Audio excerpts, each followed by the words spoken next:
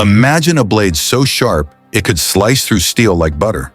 A weapon so perfect, warriors feared it on sight. A sword that could bend 90 degrees and snap back without a single flaw.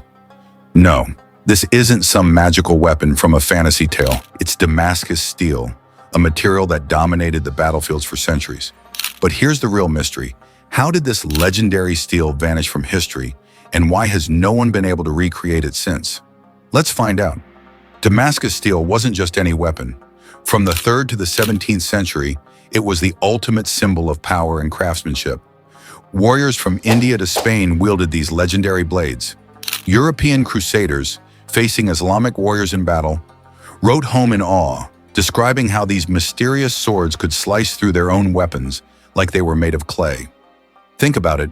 Imagine the fear that must have coursed through the veins of these crusaders, watching their own swords shatter as they clashed with the impossibly strong Damascus blades. The terror wasn't just in the sharpness of these weapons, but also in their resilience. Most swords would snap or bend out of shape under pressure. But Damascus steel, it bent sometimes at impossible angles only to spring back into shape as if nothing had happened. The stories surrounding these swords weren't just battlefield legend. The craftsmanship behind Damascus steel was so exceptional that even in peaceful times, they were considered treasures. Collectors and kings sought them, and they were passed down as heirlooms, not just tools of war, but symbols of wealth and status. But where did this legendary steel come from? You'd think that something so revered would have originated in Damascus itself, right? Not exactly.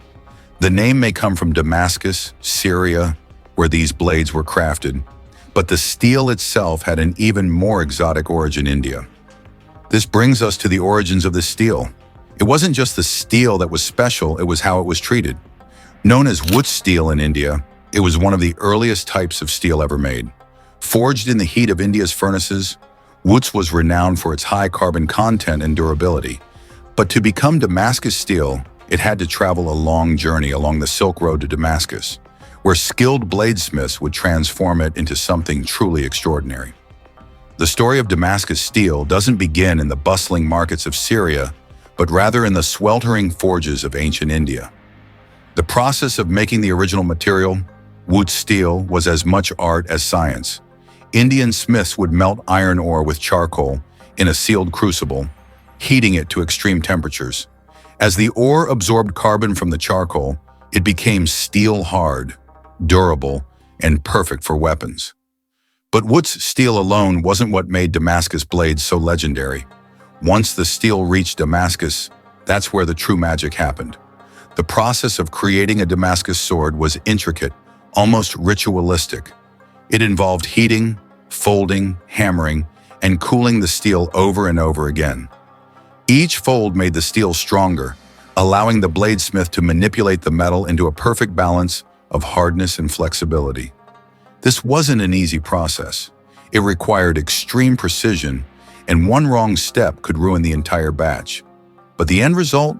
A sword so sharp and durable that it became the stuff of legends. And these weren't just ordinary swords either. They had a look all their own.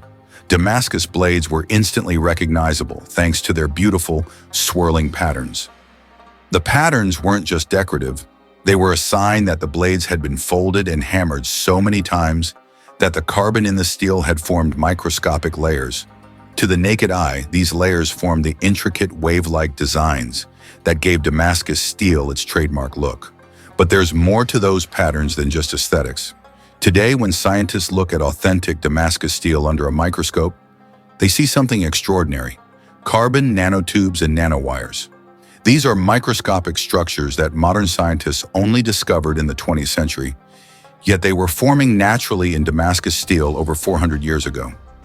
What's incredible is that these nanotubes are part of what made Damascus steel so strong.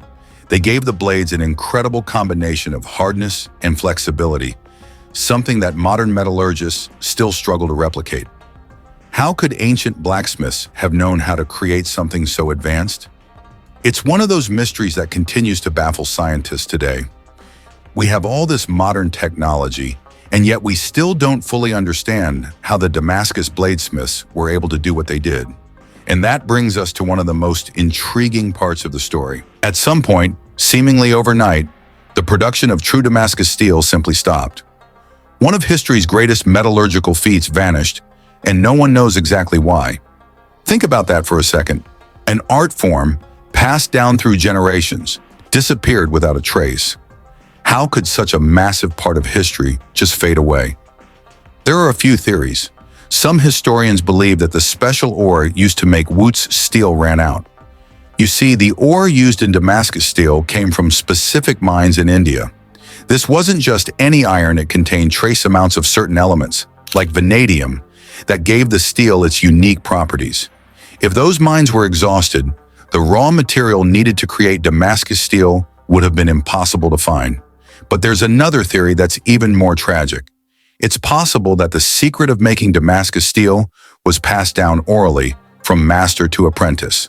Over generations, these techniques would have been refined and perfected. But what if something interrupted that chain? What if during one of the many wars or political upheavals that swept through the region, those masters were killed or their workshops destroyed? Imagine the devastation of losing not just the craftsmen, but the knowledge itself. If the last few smiths who knew the secret of making Damascus steel were wiped out, the technique could have been lost forever. Another possibility is that the process of making Damascus steel relied on certain conditions that no longer exist today. Some researchers believe that the presence of trace elements, like vanadium and molybdenum, were essential to creating the steel's unique properties. If the ore or the environment changed, it might have been impossible to recreate the same steel, even if the techniques were still known. And that's where the real mystery lies. Despite decades of effort by modern bladesmiths and scientists, no one has been able to replicate true Damascus steel. Sure, they've made powder-welded steel that looks like Damascus steel, but it doesn't have the same strength, flexibility, or durability. The swirling patterns can be recreated, but the heart of the steel, the microscopic structures that made it legendary, remains elusive. Some of the finest bladesmiths in the world have spent their entire careers trying to crack the code, but so far no one has succeeded. The secret of Damascus steel died with the last of the master smiths, and unless something extraordinary happens, it may stay that way. Or will it? Because in recent years, modern science has made some surprising discoveries that may help unravel the mystery. In recent years, scientists and bladesmiths have made remarkable discoveries that shed light on the secrets of Damascus steel. In 2006, researchers found that the steel contained carbon nanotubes, tiny, cylindrical structures that give the steel its incredible properties. But here's the kicker. We didn't invent carbon nanotubes until the 20th century, yet they were being created naturally in Damascus steel over 400 years ago. In 2018, another team of researchers found trace amounts of vanadium and molybdenum in surviving samples of authentic Damascus steel. These elements might have been crucial to its unique combination of hardness and flexibility. The ancient smiths probably didn't know about these elements scientifically, but they understood how to manipulate the materials to achieve the desired effect. These discoveries are fascinating, but they still haven't solved the puzzle completely.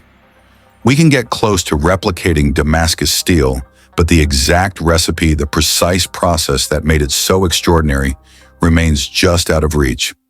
It's like trying to put together a jigsaw puzzle with half the pieces missing. We know enough to admire the craftsmanship, but not enough to recreate it exactly.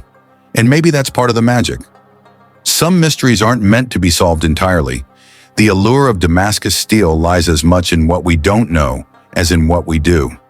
Even though we may never fully unlock the secrets of Damascus steel, its legacy lives on. Modern metallurgists and material scientists continue to be inspired by its unique properties. Carbon nanotubes, discovered in Damascus steel, are now used in everything from electronics to construction materials. And while true Damascus steel is no longer made, the techniques it inspired live on in the art of modern bladesmithing.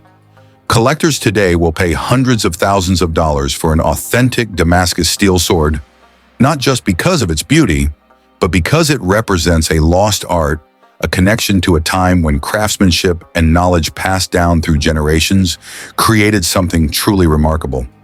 Damascus steel may no longer be forged in the same way, but it still holds a special place in history and continues to challenge and inspire us. Sometimes the greatest achievements of the past can still surprise us today. Damascus steel isn't just a weapon, it's a mystery that has captivated warriors, scientists, and collectors for centuries. Even though we may never recreate the true formula, its story reminds us of the ingenuity of ancient craftsmen and the incredible feats they achieved.